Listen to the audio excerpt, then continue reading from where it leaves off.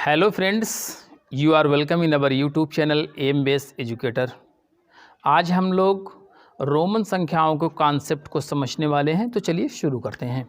और सबसे पहले ये देख लीजिए, यहाँ पे मैंने कुछ संख्याएं लिखी हैं। ये हिंदी नंबर्स हमारी होती हैं और इसी तरह से आज जो हम लोग संख्याएं यूज करते हैं उसमें डिजिट्स हम लोग इस तरह की यूज करते हैं। यानी जो हमारी डिजिट्स कुल टोटल हैं वो 10 हैं। जीरो को मिलाकर के ये 10 हमारी अंक हैं कोई, और जिनसे हम किसी भी संख्या को बना सकते हैं। चाहे हमारी अंतर्राष्ट्रीय अंकन पद्धति हो, इंटरनेशनल सिस्टम ऑफ न्यूमरेशन हो या इंडियन सिस्टम ऑफ न्यूमरेशन हो, हम उसमें इन्हीं 10 डिजिट्स का इस्तेमाल करके कितनी भी बड़ी और कितनी भी छोटी संख्या को हम लोग बना सकते हैं। चलिए अब बात करते हैं रोमन संख्याओं की। यहाँ पे देख लीजिए, रोमन संख्याओं में हमारी जहाँ पे 10 डिजिट हम लोग यूज करते हैं, वहीं रोमन संख्याओं में सिर्फ 7 डिजिट्स का इस्तेमाल होता है। और देखिए 1 के लिए 1 ही जैसा सिंबल है, और 5 के लिए V और 10 के लिए X का इस्तेमाल करते हैं। वहीं 50 के लिए इंग्लिश का जो हमारा लेटर L होता है उसका इस्तेमाल होता है। तो 100 जो है वो C को दर्शाता है, और D जो है 500 के लिए इस्तेमाल किया जाता है। तो वहीं 1000 के लिए M अथवा K को रखा जाता है, यानी M या तो K जो है वो 1000 को दर्शाता है। और यहाँ पे मैंने 5 जो था उसी को एक बार फिर लिख दिया है और उसके ऊपर एक बार ब्रैकेट लगा दिया है। और ये बार ब्रैकेट जो होता है किसी भी संख्या का मान उसमें 1000 गुना बढ़ा देता है। अगर जैसे कहीं पे 5000 आपको लिखना है तो उसके ऊपर मतलब 5 लिखिए और बार ब्रैकेट लगा दीजिए, तो वो 1000 गुना हो जाता है। कहीं पे 10 लिखा हुआ उसके ऊपर बार ब्रैकेट लगा दिया, यानी 10 को 1000 से मल्टीप्लाई करके कर देख लीजिए, वो 10,000 हो जाता है। तो चलिए बात हम शुरू करते हैं यहाँ से। रोमन नंबर्स में और सबसे एक जो ख़ास चीज़ होती है वो ये है कि जीरो का कॉन्सेप्ट कहीं पे होता नहीं है। हमारी अंकन पद्धति जो है उसमें जीरो का सबसे महत्वपूर्ण स्थान है। अगर इसमें जीरो हम लोग नहीं मिलाएंगे तो इसका मतलब पूर्ण संख्याएं हम लोग नहीं कर पाएंगे। लेकिन रोमन संख्याओं में जीरो का कोई कॉन्सेप्ट है ही नहीं। दूसरी एक और चीज़ है कि जो हमारी अंकन पद्धति है उसमें स्थानीय मान का बहुत विशेष महत्व होता है, लेकिन रोमन संख्याओं में स्थानीय मान का कॉन्सेप्ट भी कहीं पे होता नहीं है।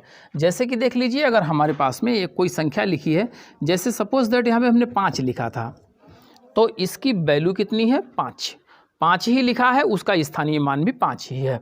लेकिन अगर इसके आगे मैंने एक और 5 लिख दिया, इसका मतलब अब पहले वाला जो 5 लिखा हुआ था उसका मान अब बदल गया है। अब वो 5 नहीं रह गया, अब वो 50 हो गया है। क्योंकि हमारी जो भारतीय अंकन पद्धति है या अंतर्राष्ट्रीय अंकन पद्धति है उसमें स्थान का बहुत महत्व होता है। जैसे ही कोई संख्या अपने स्थान से दाएं या बाएं एक अंक खिसक जाती है तो इसका मतलब उसका मान 10 गुना कम या ज़्यादा हो जाता है। तो यहाँ पे यही चीज़ हुआ, ये वाला 5 जो है अपने स्थान से बाईं तरफ एक अंक खिसक गया, इसका मतलब इसका मान 10 गुना हो गया।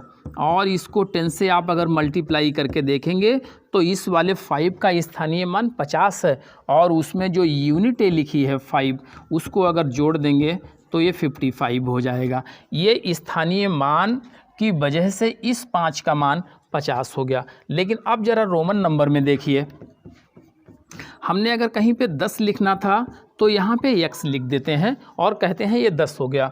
अगर कहीं पे 20 लिखना था तो इसी x को हम 2 टाइम लिख देते हैं और कहते हैं ये 20 हो गया, क्योंकि 10 और 10 जो लिखा हुआ है यहाँ पे इसको जोड़ के पढ़ा जाता है। और अगर कहीं पे 30 लिखना था तो फिर x को ही हम 3 टाइम रिपीट कर देते हैं, 10 + 10 + 10 करके ये 30 हो जाता है। लेकिन अगर 40 कहीं पे लिखना हो तो अब x को 4 टाइम अगर कोई रिपीट करता है तो इसका मतलब ये गलत हो जाएगा, क्योंकि रोमन संख्याओं में एक निश्चित है किसी भी अंक को 3 टाइम से ज़्यादा रिपीट नहीं किया जा सकता है। तो यहाँ पे ये अगर 4 टाइम लिख दिया गया तो इसका मतलब ये गलत हो गया। अब अगली चीज़ देख लीजिए, ये जो 1 लिखा हुआ है ये सिर्फ 5 और x से ही हमेशा घटा करके लिखा जा सकता है, बाकी किसी से नहीं। जैसे b लिखा हुआ है, इससे 1 घट सकता है, ये 4 हो जाएगा। ये 1 लिखा हुआ है, ये 10 से घट सकता है 9 हो जाएगा और बाकी किसी संख्या से इसको घटाया नहीं जा सकता। जैसे कोई सोचे कि हमारे पास 100 लिखा हुआ था, उसमें से हम एक घटा के लिख दें तो ये 99 हो जाएगा, जबकि ये गलत है, क्योंकि 1 को सिर्फ 5 और 10 से ही सब्ट्रैक्ट किया जा सकता है, वो भी 1 टाइम, जबकि ऐड किया जा सकता है कई बार। जैसे कि यहाँ पे अगर ऐसे लिख दिया तो ये 6 हो जाता है, 2 टाइम लिख दिया तो ये 7 हो जाता है, और 3 टाइम लिख दिया तो ये 8 हो जाता है। इसी तरह से अगर यल लिखा हुआ था तो ये यल x लिख दिया तो 60 लिखा हुआ है, और 2 टाइम लिख दिया तो ये 70 हो जाता है, और मालूम हुआ 3 टाइम लिख दिया तो ये 80 हो जाता है।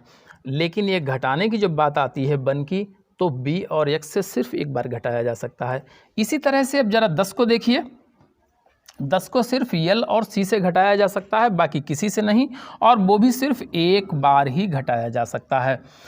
अगर कहीं पे जैसे मालूम हुआ यल लिखा हुआ, आपने ऐसे लिख दिया तो ये 40 हो जाएगा,